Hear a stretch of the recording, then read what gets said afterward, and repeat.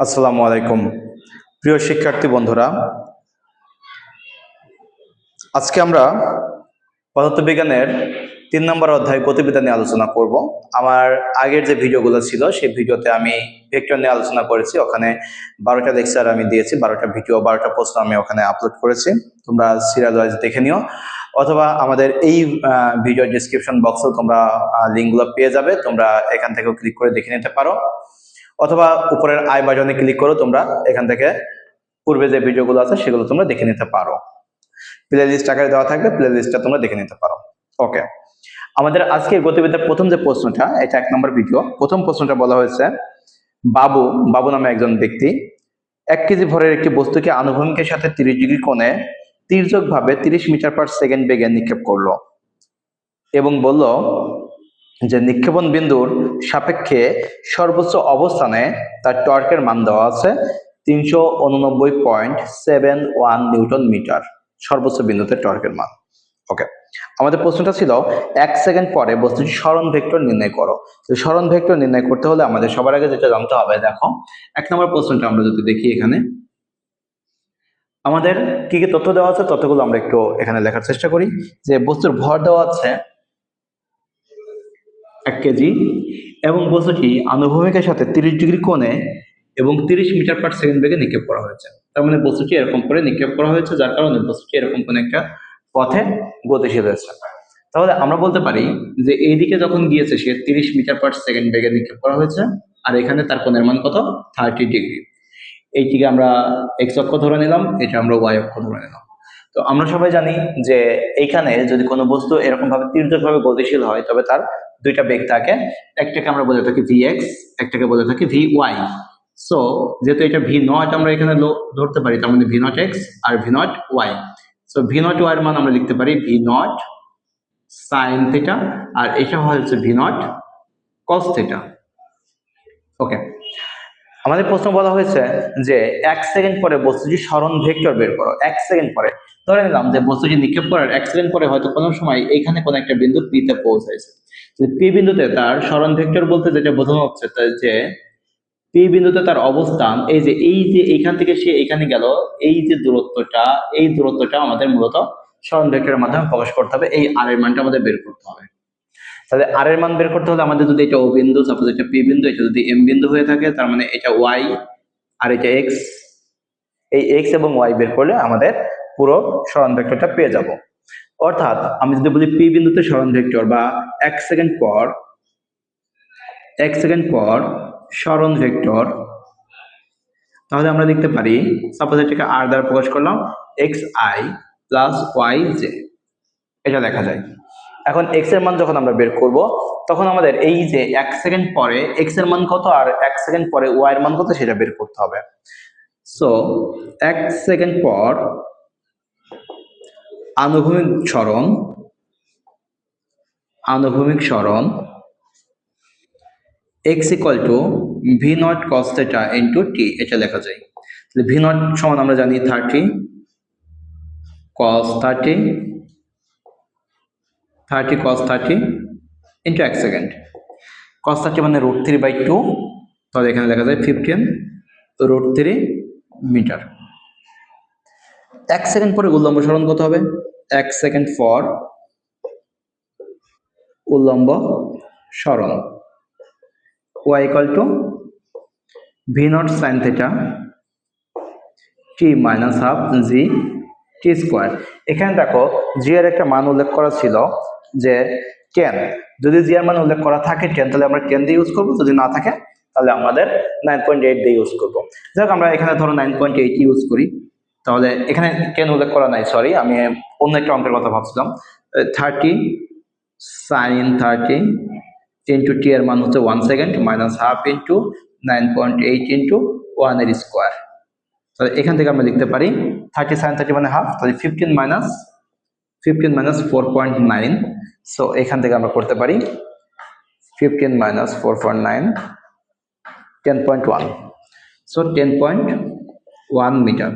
তো এখন আমরা বলবো সরণ ভেক্টর 1 সেকেন্ড পর সরণ ভেক্টর। সুতরাং 1 সেকেন্ড পর সরণ vector r equal to x i, x এর মান কত 15√3, তার মানে এখানে লিখবো 15√3i প্লাস এখানে কত 10.1, সো 10.1 জে, এটাই হয়ে যাবে আমাদের সরণ ভেক্টরের মান। আশা করি প্রথম প্রশ্নটা সবাই বুঝতে পেরেছো। পরের প্রশ্নটা বলছে যে সর্বোচ্চ বিন্দুতে টর্কের মান কত। এই যে এই বিন্দুতে যে টর্ক পাওয়া যাবে, যে সর্বোচ্চ উচ্চতা, এই উচ্চতায় টর্ক বের করতে হবে। তাহলে সর্বোচ্চ টর্ক বের করতে হলে আমাকে কি বের করতে হবে? টর্কের ক্ষেত্রে আমরা জানি যে আর ক্রস এফ, তার মানে এফ লাগবে এবং আর লাগবে, তার মানে ওই এক সেকেন্ডে যেমন আমরা দূরত্ব বের করেছিলাম, মানে সরণ ভেক্টর বের করেছিলাম, এই বিন্দুতে পৌঁছাতে যে সময় লাগবে সেই সময় দিয়ে আমাদের আবার সরণ ভেক্টরটা বের করে নিয়ে তার সাথে বল গুণ করতে হবে, ক্রস গুণন করতে হবে, তাহলে আমরা কি পাবো? টর্কের মান পাবো। তো দেখো এই প্রশ্নটি সবাই একটু তুলে নাও। এখন আসো আমাদের পরের প্রশ্নটা, ঘ নম্বর প্রশ্নটা, যেটা বলছে যে সর্বোচ্চ বিন্দুতে টর্কের মান কত। সর্বোচ্চ বিন্দুতে টর্ক, আসলে এটা একটা প্রমাণ করতে বলছে, কারণ 389.71 দেওয়া আছে, এটা আমাদের প্রমাণ করতে হবে যে ওখানে আদৌ এটা হয় কিনা। তাহলে আমরা এখানে আগে দেখি যে আমি একটা বস্তুকে এরকম করে নিক্ষেপ করলাম, এইটা সর্বোচ্চ বিন্দু। তো এই বিন্দুতে তার যেতে যে সময়, সেই সময়টা আমি কি ধরে নিলাম? সর্বোচ্চ বিন্দুতে পৌঁছাতে সময় কি, আর সর্বোচ্চ বিন্দুতে উচ্চতাটাকে আমি আবারও সেইটা ওয়াই ধরে নিলাম, এটাকে আমি এক্স ধরে নিলাম, এটা জিরো বিন্দু, যেহেতু এটা অন্য এক টাইপের মানে ঘ নাম্বার প্রশ্ন, যার কারণে এখানে কোনো সমস্যা হবে না। ওকে, গতে আমরা এক্স ওয়াই ধরেছি, আবার ঘতেও আমরা এক্স ওয়াই ধরে নিতে পারি, কোনো সমস্যা নেই। তাহলে সর্বোচ্চ বিন্দুতে পৌঁছাতে সময় আমরা বের করব। এখানে আমাদের ভি নট দেওয়া আছে 30 মিটার পার সেকেন্ড, থিটা দেওয়া আছে 30 ডিগ্রি।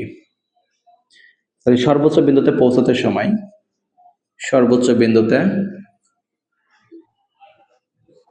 পৌঁছাতে সময় টি ইকুয়াল টু, দেখো সর্বোচ্চ বিন্দুতে পৌঁছাতে সময় যদি আমরা বের করি, তাহলে এখানে টি ইকুয়াল টু আমরা কি জানি? সর্বোচ্চ বিন্দুতে উঠতে যে বেগ, সেটা এই বরাবর বেগ হয়, সেটা হচ্ছে ভি নট সাইন থিটা।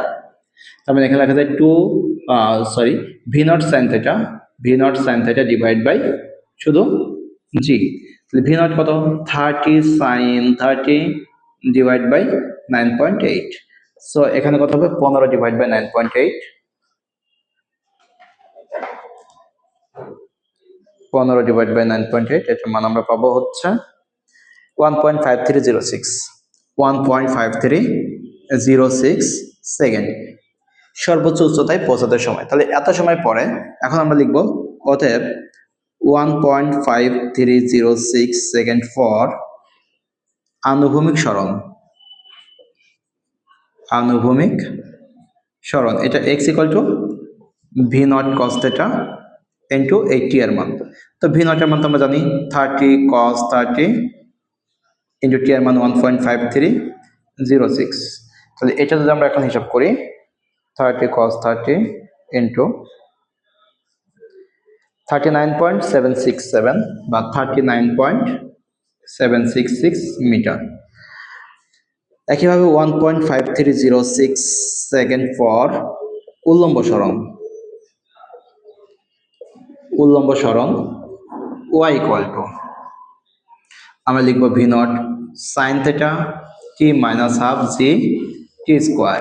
তাহলে এটার ক্ষেত্রে দেখো ভি নটের মান দেওয়া আছে 30 সাইন 30 ইন্টু টি এর মান 1.5306 মাইনাস হাফ ইন্টু 9.8 ইন্টু 1.5306 তার স্কোয়ার। এখান থেকে কিন্তু আমরা সহজেই ওয়াই এর মানটাও পেয়ে যাব। তাহলে দেখো ওয়াই এর মানটা কোথায়, একটু ক্যালকুলেশন করো তো দেখি।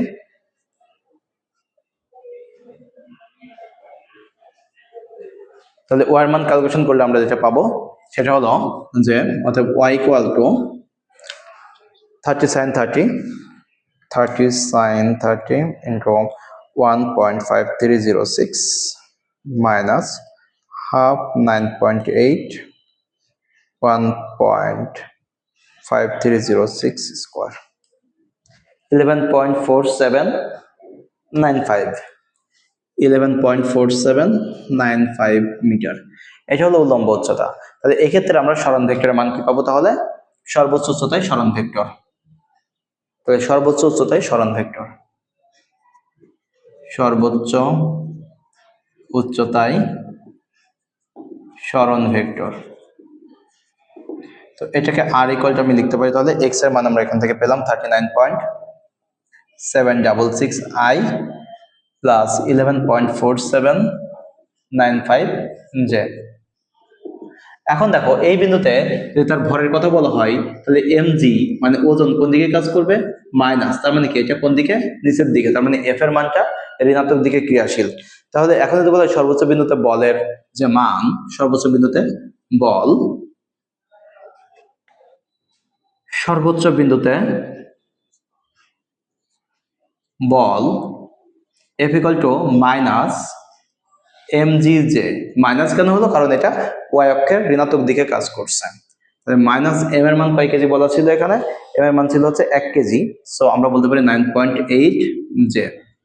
তাহলে এখন টর্কের মান কত হবে, সুতরাং যে সর্বোচ্চ বিন্দুতে ক্রিয়াশীল টর্ক, সুতরাং সর্বোচ্চ বিন্দুতে ক্রিয়াশীল টর্ক, সুতরাং সর্বোচ্চ বিন্দুতে ক্রিয়াশীল টর্ক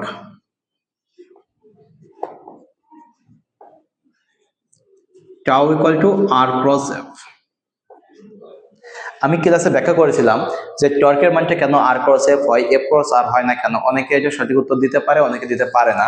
তবে তোমাদের কাছে একটা প্রশ্ন থাকলো যে আর ক্রস এফ কেন হয়, কেন এফ ক্রস আর হয় না। যাই হোক, তাহলে এখন আমরা এখানে আর ক্রস এফ এর মান বসিয়ে দেব। তাহলে আই জে কে। আর যদি না জানো অবশ্যই কমেন্টে আমাকে জানাও যে আর ক্রস এফ স্যার আমি বুঝি না, আমি অবশ্যই তোমাদেরকে বোঝাতে দেওয়ার ব্যবস্থা করব। দেখো এখানে কত পাবো, 39, আয়ের মান হচ্ছে, আর এর মান 39.766, এখানে 11.4795, এটা তো 0, আর এখানে শুধুমাত্র জে আছে, তার মানে 0 মাইনাস 9.8, এখানে 0। সো আমরা যদি এখানে আমরা ক্যালকুলেশন করি তাহলে কি পাবো, শুধু কে নিয়ে কাজ করব, কারণ 0 0 কে নিলে দেখো কে আর কে বাদ, শুধু এটার সাথে এটা গুণ করব, আর এটা গুণ করলে আগে এটা গুণ হবে, তাহলে এখানে মাইনাস আসবে কত, দেখো মাইনাস 9.8 ইন্টু 39. এটা 9.8 ইন্টু 39.766, 39.766, এখানে আসবে 389.70, 389.7068। সো এটাকে আমরা বলতে পারি মাইনাস 389.71 কে। এখন টর্কের মান যদি বলা হয়, সুতরাং টর্কের মান tau equal to modulus of tau equal to আমরা লিখতে পারি যে রুট ওভার মাইনাস 389.71 তার whole square, that means 389.71 newton metre. এটা হবে আমাদের ক্রিয়াশীল টর্কের মান। যেহেতু আমাদের সর্বোচ্চ বিন্দুতে ক্রিয়াশীল টর্কের মান আমাদের উদ্দীপকে যে টর্কের মান দেওয়া আছে সেটার সমান, সুতরাং যে শিক্ষার্থী বা যে ব্যক্তি এটা তৈরি করেছিল, মানে ওই যে বাবু যার কথা বলা আছে, সে কি বললো যে ওই সর্বোচ্চ বিন্দুতে টর্কের মান এটা দেওয়া আছে, তার মানে কি তার উদ্দীপকের মানে ঘটনাটা সঠিক, মানে তার বক্তব্যটা সঠিক বলে বিবেচিত হলো। তো এটা ছিল আমাদের প্লাসের টপিকের ক্ষেত্রে একটা ইন্টারেস্টিং একটা টপিক, যে কখনো কৌণিক ভরবেগ বের করা বলতে পারে, কখনো টর্কের মান বের করতে বলতে পারে। তাহলে এই ক্ষেত্রে আমাদের সরণ ভেক্টরটা বের করে নিয়ে টর্ক বা কৌণিক ভরবেগ আমরা নির্ণয় করব। তো এভাবে প্রত্যেকটা ভিডিও আমি তোমাদের সামনে আপলোড করবো ইনশাল্লাহ। আর তোমরা ক্লাসগুলো করো, আমার বিশ্বাস যে ক্লাসগুলো করলে অবশ্যই উপকৃত হবে। তো আজকে এমনিতে লং হয়ে গেল, আর বেশি কথা বলবো না। সবাই ভালো থাকো, সুস্থ থাকো, ভালো করে পরীক্ষার প্রিপারেশন নাও। আল্লাহ হাফেজ।